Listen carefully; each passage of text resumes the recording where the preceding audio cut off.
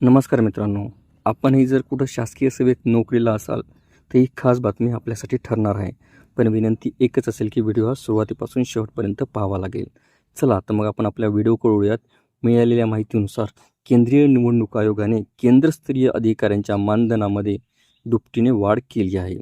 2015 पासून BLOंना फक्त 6,000 रुपये मानधन मिळत होते.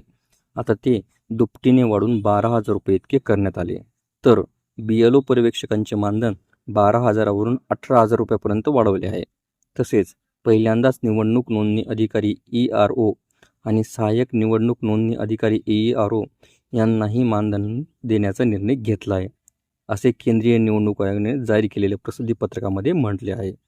निवडणूक नोंदणी अधिकाऱ्याने 30,000 रुपये आणि सहाय्यक निवडणूक नोंदणी अधिकाऱ्यांना 25,000 रुपये इतके मानधन मिळणार आहे.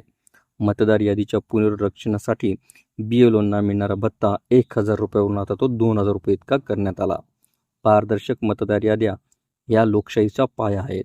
निवडणूक नोंदणी अधिकारी, सहाय्यक निवडणूक नोंदणी अधिकारी, BLO पर्यवेक्षक आणि BLO यांचा समावेश असलेली निवडणूक यंत्रणा मतदार याद्या खूप मेहनतीने या तयार करत असतात.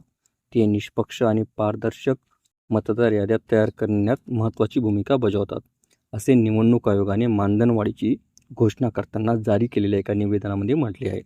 यामुळे निवडणूक आयोगाने BLOचे वार्षिक मानधन दुपटीने वाढवण्याचा निर्णय घेतला आहे.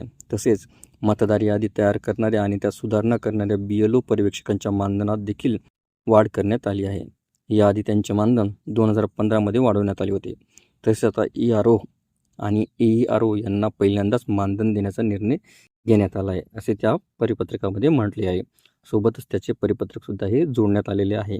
ते आपण कृपया सविस्तर बघू शकता. आपल्याला व्हिडिओ आवडले असल्यास चॅनलला नक्कीच लाईक, शेअर आणि कॉमेंट्स करायला विसरू नका. तसेच चॅनलला ऑल नोटिफिकेशन्स ऑन करून सबस्क्राईब करा, जेणेकरून व्हिडिओचे सर्व नोटिफिकेशन्स हे आपल्याला सर्वप्रथम मिळतील. लवकरच आपण पुढच्या व्हिडिओमध्ये भेटूया. तोपर्यंत नमस्कार.